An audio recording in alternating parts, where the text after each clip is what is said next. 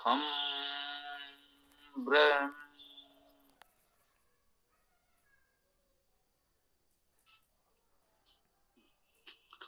सरल वैदिक संस्कृत व्याकरण के सत्र में हम लोग नामिक प्रकरण अर्थात कारक पर चर्चा करेंगे। कल भी हम लोगों ने इस विषय पर परिचय प्राप्त किया था, नामिक और आख्यातिक दोनों ही प्रकरणों पर। आज हम लोग विशेष रूप से नामिक प्रकरण कारक पर विचार करेंगे। नामिक विभक्तियों से नाम शब्दों का परस्पर तथा क्रिया से संबंध व्यक्त होता है, ये इसके परिचय में कहा गया है।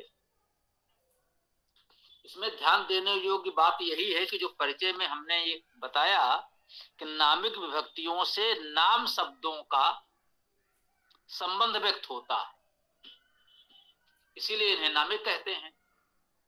नाम शब्द क्या है? संज्ञा, सर्वनाम, विशेषण, इन तीनों को हम नाम शब्द कहते हैं। तो संज्ञा, विशेषण, सर्वनाम, इन सभी शब्दों का संबंध व्यक्त होता है। संबंध किससे? मुख्य रूप से क्रिया से संबंध व्यक्त होगा। नाम शब्द का वाक्य में आया हुआ जो भी नाम शब्द है, एक हो या अनेक हो, तो उनका क्रिया से क्या संबंध है, यह मुख्य है। तो इसी को कारक कहते हैं। जैसा कि हमने निवेदन किया था, परिभाषा है क्रिया निमित्तम कारकत्वम। कारक होना क्या है? क्रिया का निमित्त होना। वो कहीं ना कहीं उस क्रिया के लिए उत्तरदायी है, क्रिया का निमित्त है। क्रिया जो हो रही है उसके करने में कहीं ना कहीं वह सहभागी है, उस क्रिया से उसका संबंध है, तो उसे कारक कहते हैं।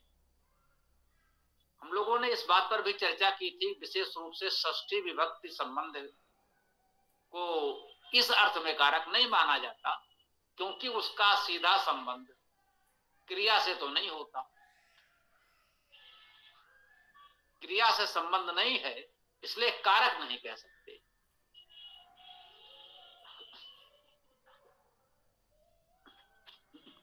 परंतु व्याकरण की दृष्टि से वाक्य में उसका प्रयोग कारक के समान ही होता है। जो भी कारक हैं, कर्ता, कर्म, करण, संप्रदान, अपादान, अधिकरण, जिस प्रकार इन कारकों में विभक्तियां जुड़ती हैं, प्रथमा, द्वितीया, तृतीया, चतुर्थी, पंचमी, उसी प्रकार से संबंध के लिए षष्ठी विभक्ति जुड़ती है। तो षष्ठी विभक्ति को भी वैसे ही सीखना होगा जैसे हम अन्य विभक्तियों को सीखते हैं। तो षष्ठी विभक्ति के कारक होने न होने का केवल सैद्धांतिक प्रतीकात्मक अर्थ है, इसलिए इसमें बहुत अधिक हमें ध्यान नहीं देना है।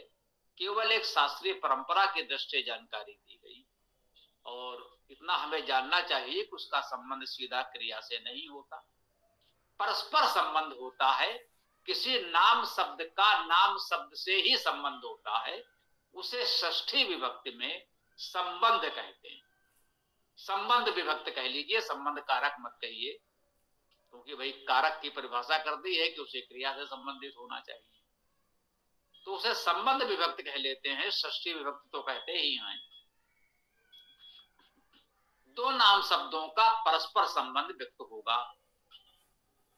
हमारा मित्र, हमारा षष्ठी विभक्ति में है। उसका भाई, ये उसका षष्ठी विभक्ति में है। तो जो कुछ करेगा, हमारा मित्र करेगा या उसका भाई करेगा या उसका पुत्र करेगा, उसका शिष्य करेगा, वह स्वयं कुछ नहीं करेगा। इस वाक्य में जो भी क्रिया होगी, पढ़ना, जाना, चलना, लिखना, बोलना, वह कार्य उसका मित्र, भाई, पुत्र, शिष्य जो है वो करेगा, वह स्वयं नहीं करेगा। इसलिए वह स्वयं षष्ठी में है और व्याकरण की परिभाषा में उसे कारक नहीं कहा गया। परंतु विभक्ति आपको इसमें भी वैसे ही लगानी पड़ेगी जैसे अन्य विभक्तियां लगाते हैं। भाई प्रथमा विभक्ति का चिन्ह क्या है, द्वितीया का क्या है, तृतीया का क्या है, वैसे ही षष्ठी विभक्ति का चिन्ह है और वो हमें लगाना पड़ेगा।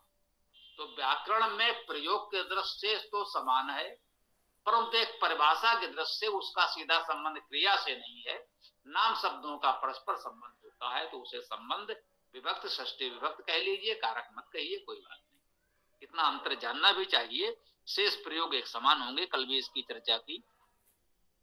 आज हम नामिक भेद की बात करते हैं। नामिक कितने प्रकार के होते हैं?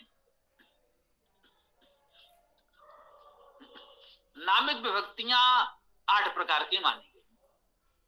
वैसे विभक्तियां 7 ही होती हैं, इसको भी अभी हम लोग समझ लेते हैं। विभक्तियां 7 ही होती हैं। 8 हमने किस रूप में कैसे कहना चाहा है? कर्ता कारक प्रथमा विभक्ति। अब कर्ता कारक क्या है? क्रिया का संपादन करने वाले को कर्ता कहते हैं। कहे तो पहले ये समझ लें, कर्ता कारक प्रथमा विभक्ति, कर्म कारक द्वितीया विभक्ति, करण तृतीया विभक्ति, संप्रदान चतुर्थी विभक्ति, अपादान पंचमी विभक्ति। अब संबंध षष्ठी विभक्ति है, कारक हो या ना हो लेकिन विभक्ति तो है। अधिकरण सप्तमी विभक्ति। इसके पश्चात संबोधन। संबोधन में विभक्ति प्रथमा ही होती है। जो कर्ता में प्रथमा विभक्ति है वही संबोधन में भी विभक्ति है। संबोधन की विभक्ति प्रथमा ही होती है, इसलिए उसे संबोधन ही कह देते हैं, अष्टमी विभक्ति नहीं कहते, क्योंकि अलग से विभक्ति होती ही नहीं। केवल इतना अंतर दिखता है कि संबोधन के प्रथमा विभक्ति होगी, एक वचन में विसर्ग का सामान्यता लोप हो जाता है।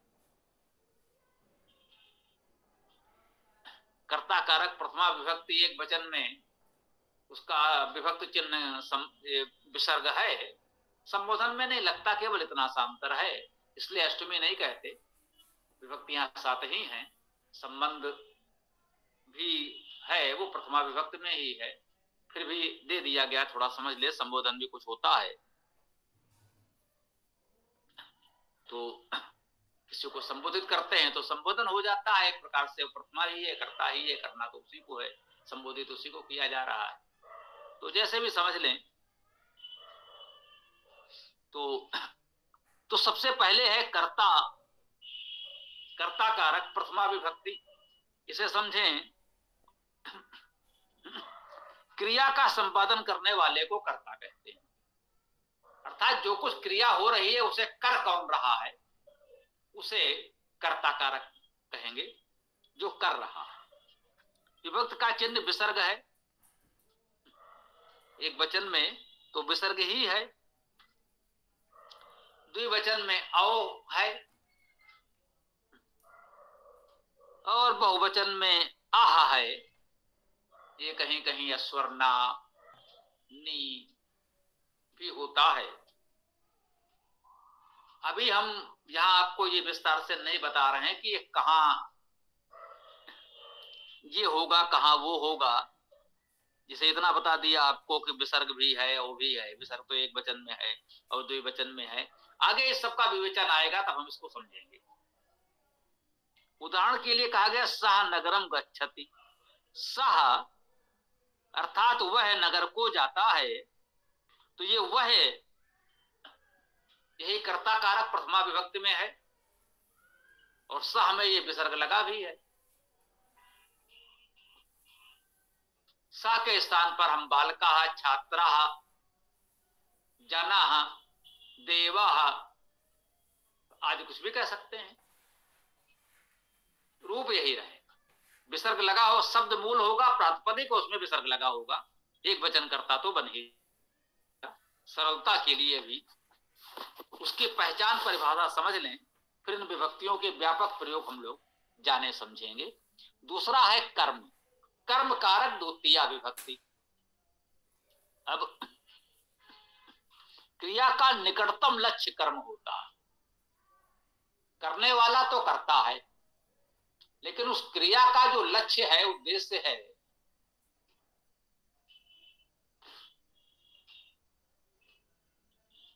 उस क्रिया का परिणाम जिस पर घटित होने जा रहा है वह कर्म कारक है। कह सकते हैं भाई कर्ता तो ठीक था, करने वाले को कर्ता कह दिया, अब ये कर्म, ये तो कर्म स्वयं है, इस पर तो कर्म का परिणाम घटित होने वाला है, क्रिया का परिणाम घटित होने वाला है। तो ये जो गरुड़ शब्द हैं, नाम हैं, व्याकरणाचार्यों ने कुछ सोच समझ कर दे दिए, तो पारिभाषिक शब्दावली में हमें स्वीकार्य है, इस पर हम कोई विवाद नहीं कर सकते कि इसे कर्म क्यों कहा गया।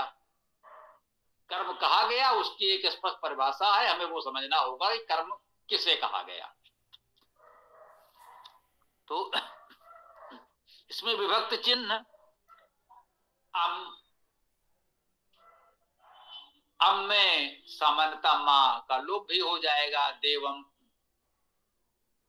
पुस्तकम, जन्म आदि जो भी शब्दों के रूप बनते हैं, तो ये हलंत आता है। हाँ, यदि वो पहले से अस्वर है तो मां कैसे लगेगा? हलंत मां है, अस्वर मां है, तो फिर आ लेना पड़ सकता है।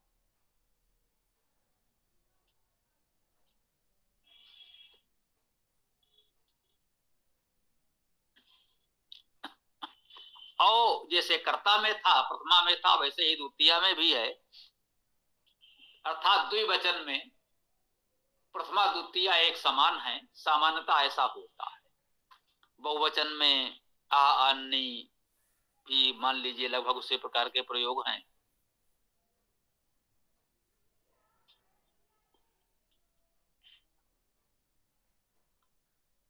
लिपिका कार्यालयम गच्छति, वह कार्यालय को जाता है, कार्यालय में ही वो कर्म करेगा, जाने का जो लक्ष्य है उसका वो कार्यालय है। करण, तृतीया विभक्त करण कारक का भाव है कि क्रिया के संपादन के समय सर्वाधिक समीप में स्थित निकटतम सहायक को करण कहते हैं, जिसके द्वारा वह क्रिया की जाए। कर्ता तो कर रहा है, वह कर्ता किसके साथ, किसकी सहायता से, किसके द्वारा वह कर्म कर रहा है। वह स्वयं कर रहा है तो कर रहा है, क्या किसी की सहायता ले रहा है? किसी के द्वारा वह कार्य कर रहा है, तो वह करण कारक कहलाता है। इसमें महत्वपूर्ण बात यह है, तृतीया विभक्त में बहुत से अलग अलग प्रयोग मिल सकते हैं। सामान्यता आ कहा गया है तृतीया का चिन्ह, अस्वर शब्द है तो सीधे सीधे आ लग ही जाएगा। जगत का तृतीया एक वचन जगता बन जाएगा। इस प्रकार से हरिण है तो हरिणा बन गया, या ना का आगम हो गया। ये सब विस्तार से हम लोग आगे पढ़ेंगे। इन भी है, अकारांत शब्दों में इन जुड़ता है, जैसे इसमें कहा गया देवा रथेन गच्छति। अब यह तृतीया विभक्ति के एक वचन में, ये भी हम बता दें जो विविधताएं हैं वो एक वचन में अधिक हैं। केवल कर्ता और कर्म के बहुवचन में कुछ थोड़ा सा आपको अंतर दिखेगा, जो सावधानी से सीख लेंगे। आगे चलकर जो भी अंतर है, विविधता है, वो केवल एक वचन में है। द्विवचन और बहुवचन बिल्कुल स्पष्ट है, अर्थात सभी शब्दों में एक ही प्रत्यय विभक्ति लगती है।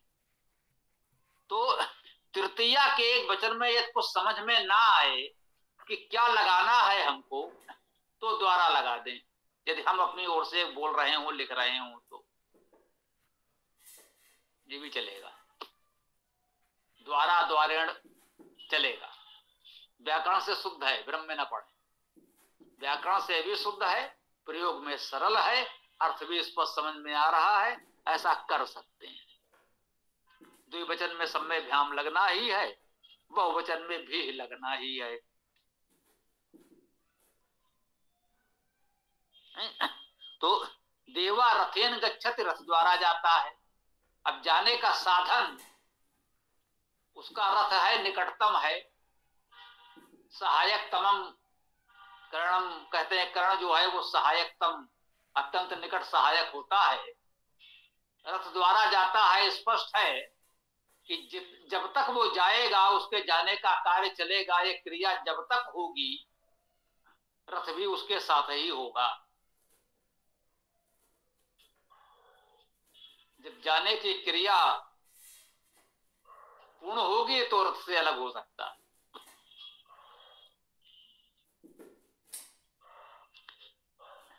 रथ द्वारा जाता है का अर्थ है जब तक जाएगा, जब तक चलेगा वो रथ के साथ ही, रथ पर ही चलेगा, रथ उसके साथ निकटतम जुड़ा होगा, इसीलिए उसे कर्ण कहा गया। संप्रदान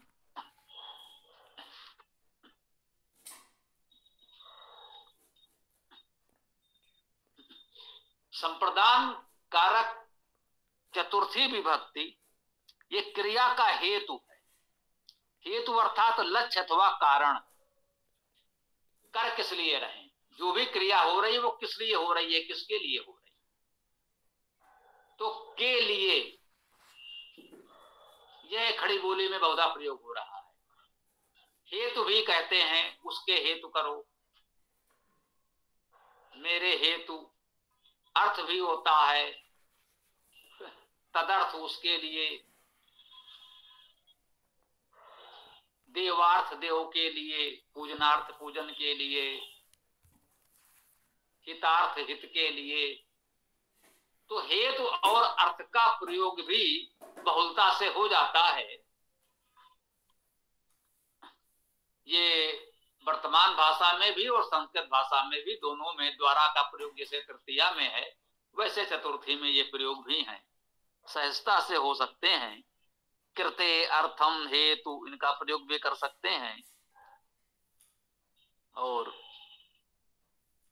एक वचन में हे, द्विवचन में भ्याम, बहुवचन में भ्या तो लगता ही। उदाहरण में कहा गया है कृष्णा अर्जुन हेतु अर्जुनाय अर्जुन कृते अर्जुनार्थम रथ संचालनम करोति स्म, या करोति।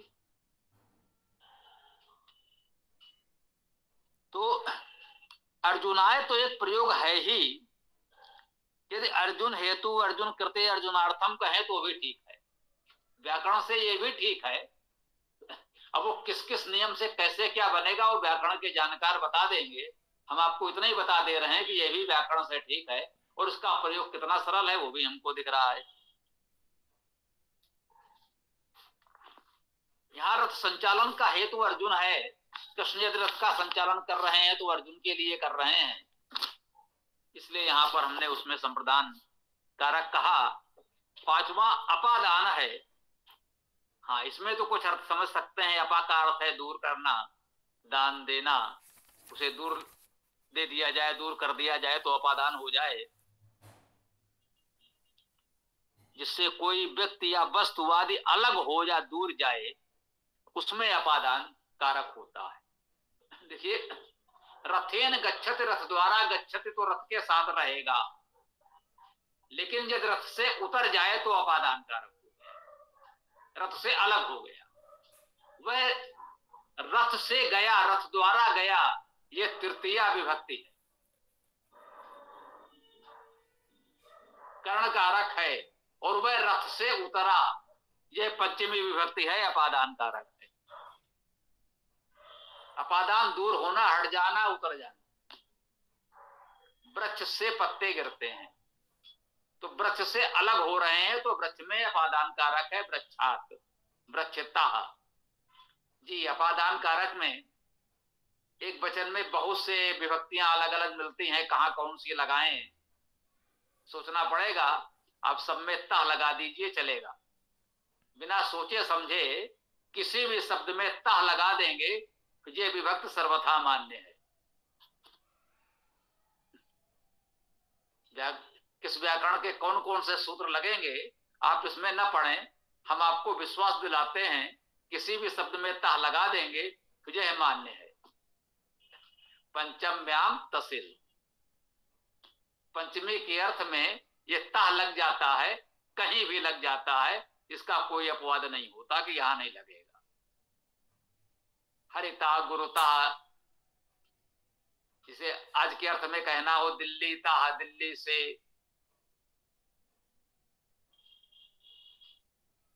समस्या है दिल्ली के रूप कैसे चलाएं। ये भी कुछ प्रारंभिक कक्षाओं में, विद्यालयों में प्रश्न उठता है कि जो आधुनिक शब्दावली है उनका संस्कृत में रूप कैसे चलाएं। तो उनका रूप इस तरह से चलाना सरल है, वो चाहे परंपरागत वैदिक शब्द हो या आधुनिक शब्द हो, किसी दूसरी भाषा से आए हुए शब्द हो, ये सब में चलता है। इसके 50 षष्ठी विभक्ति संबंध है, जिस पर हम लोगों ने अभी इतनी चर्चा की ही है। इसमें भी विभक्ति चिन्ह के रूप में आ, स्या, ओ, आम, नाम, साम आदि हैं। इनके अलग अलग प्रयोग भी हम लोग आगे अगले प्रकरण में सीखेंगे, जब विस्तार से चर्चा करेंगे। तो इसे कहा श्यामस्य पुस्तकमस्ति, श्याम की पुस्तक है। तो पुस्तक है, बात तो हम कर रहे हैं, लेकिन यह है किसकी? ये श्याम की है। का की के खड़ी बोली में लगता है, अन्य भाषाओं में कुछ और चिन्ह होंगे, संस्कृत में हमने स्या लगा दिया, अकारांत में सामान्यतः स्या लग जाता है। इसका मुख्य चिन्ह आह बताया गया है, इसलिए सबसे पहले आह लिखा है।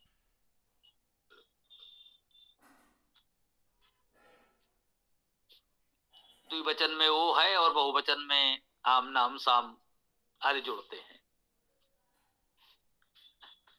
इसके पश्चात सप्तमी विभक्ति अधिकरण कारक, क्रिया का आधार अधिकरण होता है।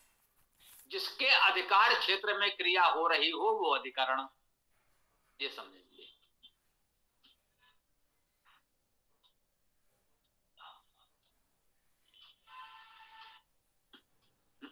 क्रिया हो रही है, लेकिन क्रिया के होने के लिए कोई तो आधार चाहिए। जो आधार है वही अधिकरण है। उसका जो आधार है, जो अधिकार क्षेत्र है, जहां क्रिया हो रही है, उस क्षेत्र में जिसका अधिकार है वो अधिकरण।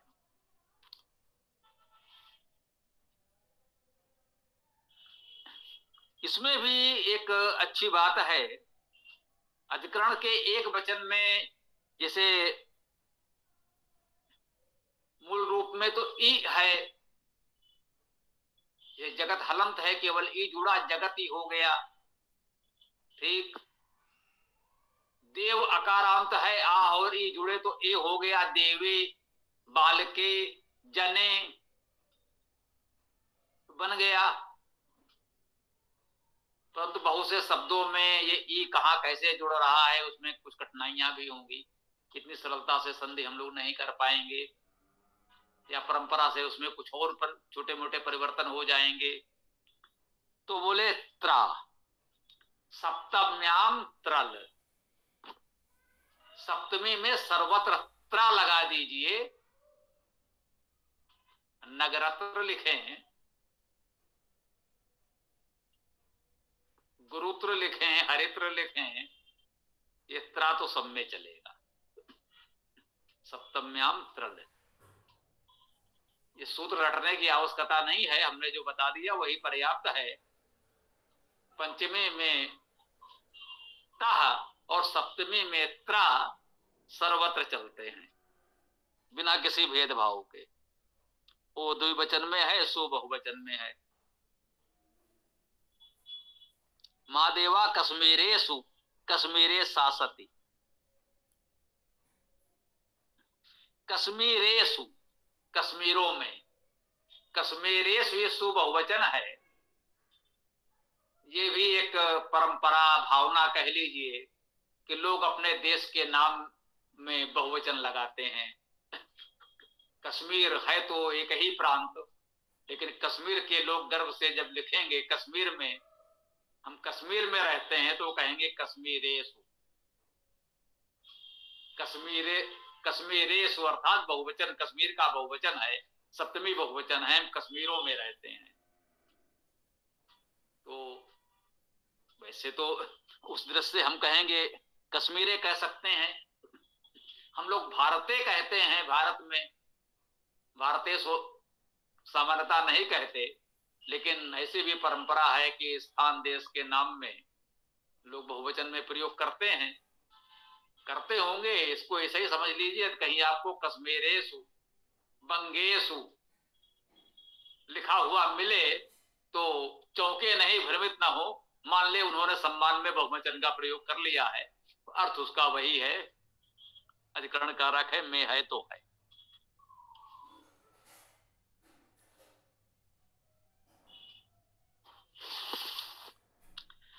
इसके पश्चात 8वां संबोधन है, जिसको बताया गया है, पहले भी थोड़ी सी चर्चा हम लोगों ने की।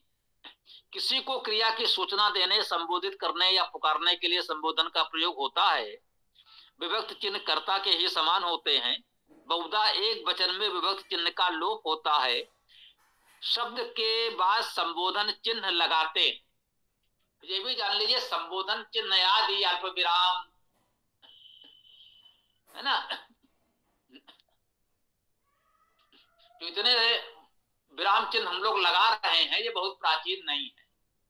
इस सत्य को हमें स्वीकार करना चाहिए कि विराम चिन्हों का प्रयोग नवीन है, फिर भी उसका उपयोग है, लाभ है, तो हम क्यों ना अपनाएं। उपयोगी नवीन बातों को भी हमें अपनाना चाहिए। ऐसा नहीं है कि नई नई खोजें हों, लाभदायक बहुत सी विद्याओं का विकास हो और हमसे स्वीकार न करें, तो ये अच्छी बात नहीं है। ये ठीक है कि प्राचीन भारत में विराम चिन्हों का प्रयोग सामान्यता नहीं होता था, परंतु आधुनिक काल में जहां से जैसे भी ये विराम चिन्ह हमें प्राप्त हुए, विकसित हुए, और इनसे बहुत लाभ है, बहुत उपयोगी हैं, तो हमें स्वीकार करना चाहिए। जैसे यहाँ पर कह दिया है कि शब्द के बाद संबोधन चिन्ह लगाते हैं। स्वाभाविक है, प्राचीन काल में संबोधन चिन्ह आदि, अर्थ विराम, मल विराम, पूर्ण विराम, इस तरह के विराम चिन्ह आदि भी नहीं थे। बहुत से चिन्ह इस समय प्रयोग हो रहे हैं, उनमें संबोधन भी है। तो हमने कह दिया संबोधन चिन्ह लगाते हैं, यूं मान ले कि हमें तो लगाना चाहिए, परंतु ऐसी अपेक्षा न करें कि आप वेद मंत्र पढ़ रहे होंगे वहां संबोधन चिन्ह लगा हुआ मिलेगा। वेद ही नहीं, किसी भी प्राचीन साहित्य में हम लोग सोचते हैं वहां संबोधन चिन्ह या किसी भी प्रकार के चिन्ह की अपेक्षा हम लोग विराम चिन्ह आदि की अपेक्षा न करें, परंतु आधुनिक काल में उसका प्रयोग हो रहा है, उपयोगी है, तो हमें प्रयोग करना चाहिए, अच्छी बात है। और विशेष में कहा गया है कि शब्द से पूर्व हे, रे, अरे, भो आदि हो सकते हैं। अनिवार्य नहीं है कि संबोधन कहें हे बालक तो हे होगा ही, आवश्यक नहीं है। हम वैसे ही संबोधन कर देते हैं, देव, बालक, इंद्र, वेद भी हम लोग पढ़ रहे हैं, तो वहां ऐसे ही संबोधन कर दिया जाता है।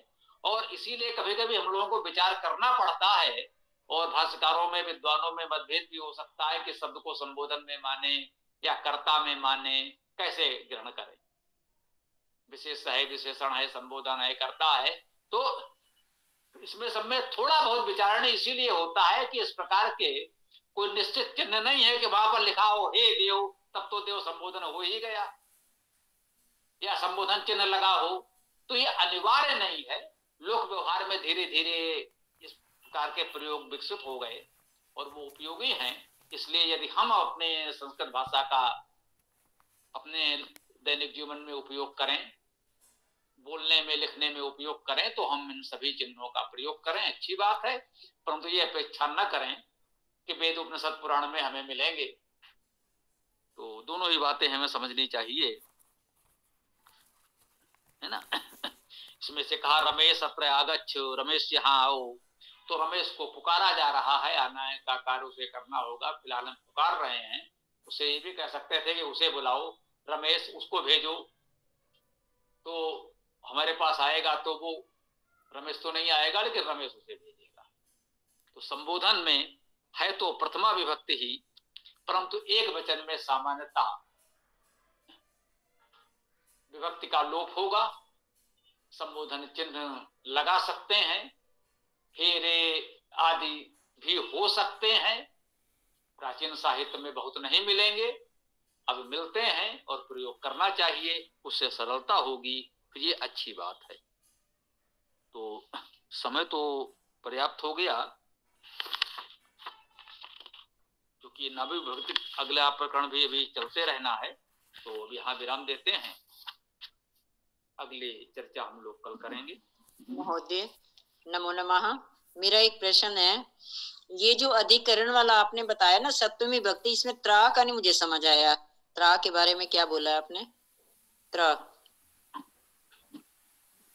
ये बोला है सप्तमी विभक्ति में जैसे जो भी विभक्तियां आप जोड़ते हैं उन सबके स्थान पर सर्वत्र त्रा लिख सकते हैं। क्या लगाएं या जिसको नहीं लगता है भाई इसमें क्या कुछ हो रहा है, लघु दीर्घ कुछ भी हो, त्रा सर्वत्र मान्य है, केवल ये बताया है ना। पंचमी में सप्तमी में त्रा, हाँ जी, उसमें ता लगता है, तो इसमें त्रा दिल्ली दिल्ली कह दीजिए, दिल्ली में।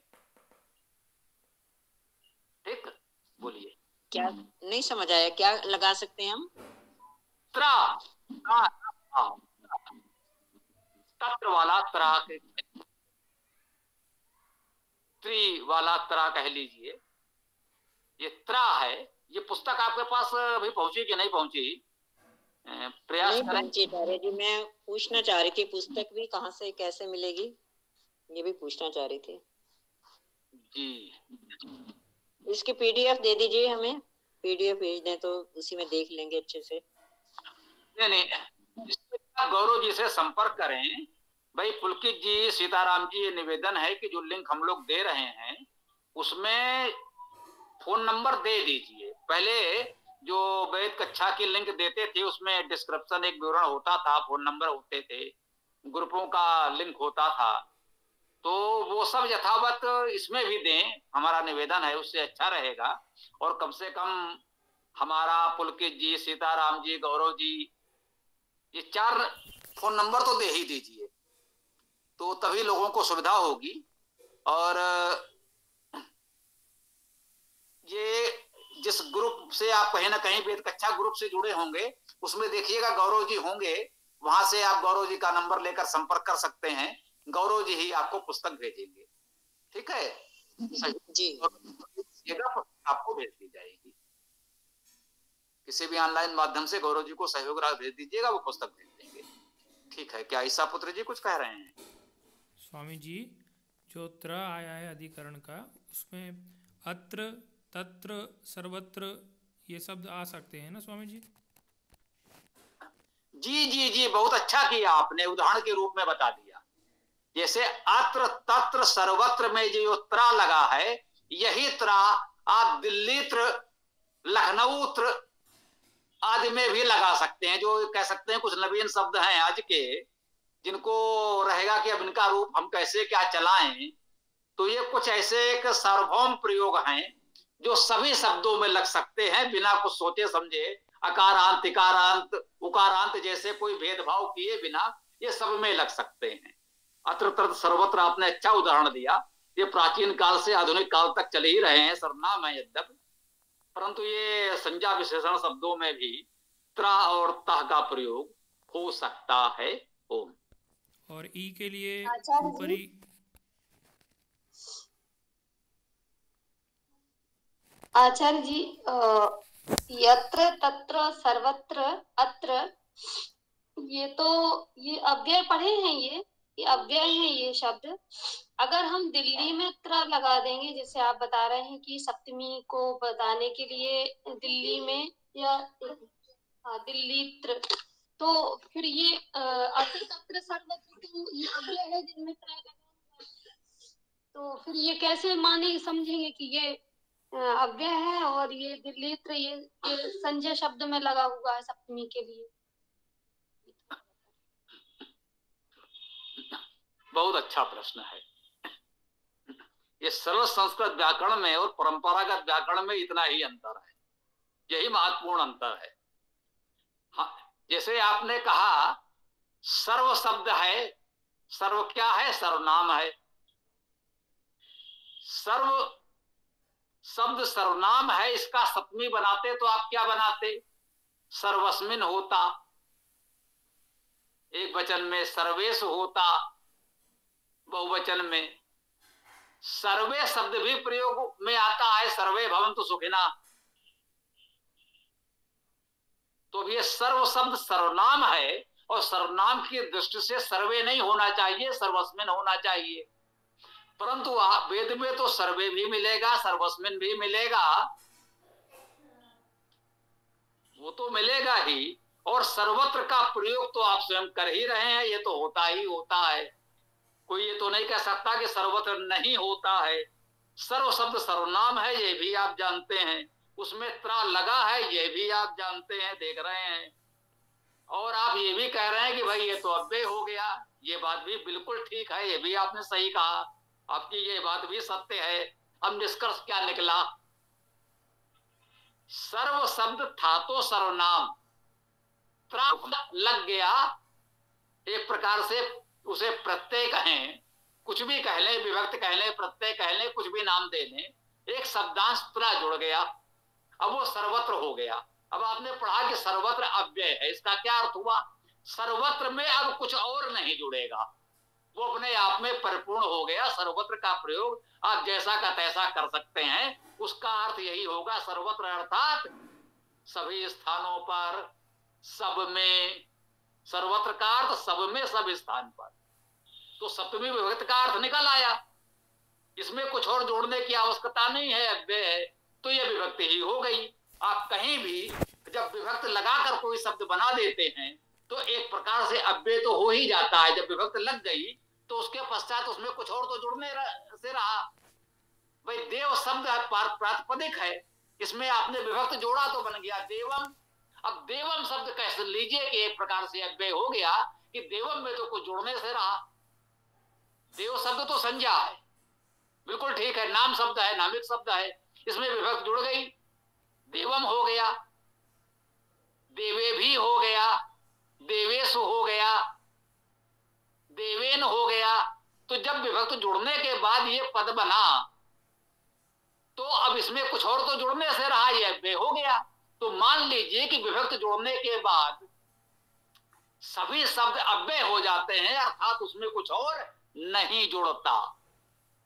ये भी कह सकते हैं कि सभी पद अव्यय होते हैं जब वो प्रातिपदिक से पद बन जाता है। प्रातिपदिक जो है उसमें कोई ना कोई विभक्ति आपको लगानी पड़ेगी, उसमें आप प्रत्यय भी लगा सकते हैं, विभक्ति भी लगा सकते हैं, या जो कहें वाक्य में प्रयोग करने के लिए विभक्ति तो लगानी ही पड़ेगी। लेकिन जब विभक्ति लग गई, वाक्य में प्रयोग करने योग्य हो गया, अब वो अव्यय है, उसमें कुछ और प्रत्यय या विभक्ति पुनः लगाने की आवश्यकता नहीं रही। इसको इस प्रकार से समझ लें तो उत्तम है। ओम।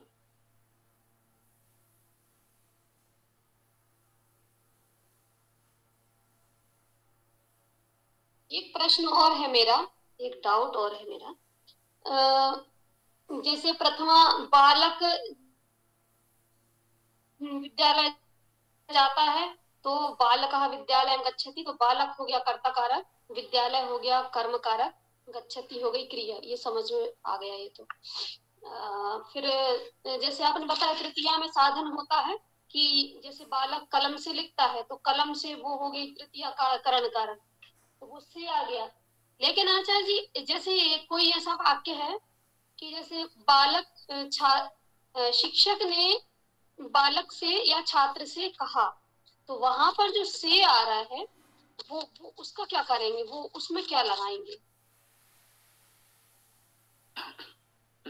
उचित प्रश्न है आपका, इसमें कोई संदेह नहीं है, उचित प्रश्न है और इसे सबको समझना चाहिए।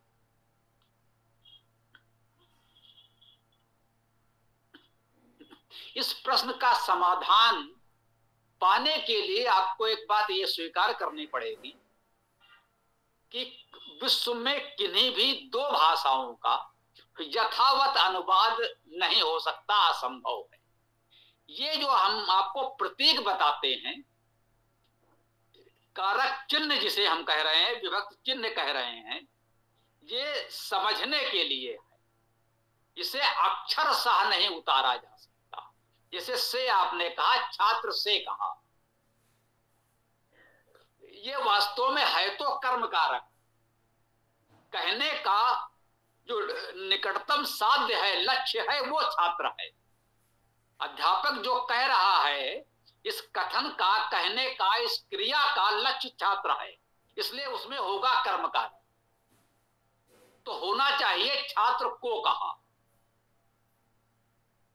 समझ रहे हैं? वास्तव में हमारा वाक्य ऐसा होना चाहिए, अध्यापक ने छात्र को कहा, अध्यापक ने छात्र को डांटा, अध्यापक ने छात्र को आदेशित किया, अध्यापक ने छात्र को आदेश दिया, अध्यापक ने छात्र को सिखाया। यहां छात्र को होगा कर्म कारक है। अब कह देते हैं छात्र से कहा, यह अशुद्ध प्रयोग है। ये हम अपनी लोक भाषा में, खड़ी बोली में ही अशुद्ध प्रयोग कर रहे हैं। छात्र से कहा यह अशुद्ध वाक्य है, होना चाहिए छात्र को कहा। तो यदि छात्र को कहा होता तो यह भ्रम नहीं होता। अब यही मान लीजिए कि जो हम कहते हैं भाषा कितनी भी तर्कसंगत कोई हो, जैसे हमारी वैदिक भाषा, संस्कृत भाषा सर्वाधिक तर्कसंगत वैज्ञानिक मानी जाती है, फिर भी एक सीमा है, भाषा भाषा है, गणित नहीं है। लोक व्यवहार में आप कह सकते हैं भाई उससे कह दो, होना चाहिए उसको कहो, उसको कह दो, उससे कहो, ये वाक्य अशुद्ध है। लेकिन हम बोलते हैं और सामने वाला समझ लेता है, इसलिए चलता है। समझ रहे हैं? ये है लोक व्यवहार में कोई भी पूरी तरह शुद्ध नहीं बोलता। मैं भी अपवाद नहीं, मुझे तो मैं कहूंगी नहीं, मैं सर्वदा बिल्कुल शुद्ध बोलूंगा। संस्कृत या खड़ी बोली जो हमारी अपनी बोलचाल की समय भाषा है, ये संभव नहीं है। हम बोलचाल के समय इतना व्याकरण पर विचार करके नहीं बोलते, सहज भाव से बोलते हैं। उसका लक्ष्य इतना ही है कि सुनने वाला समझ ले हम क्या कहना चाहते हैं, बात पूरी हो गई।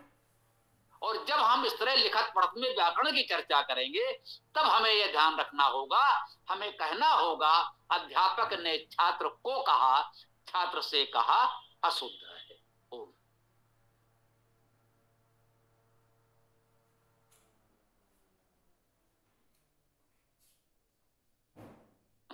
जी बात पूरी हो गई हो तो वेदाष्टक पाठ कर लें, फिर आगे विचार करते हैं।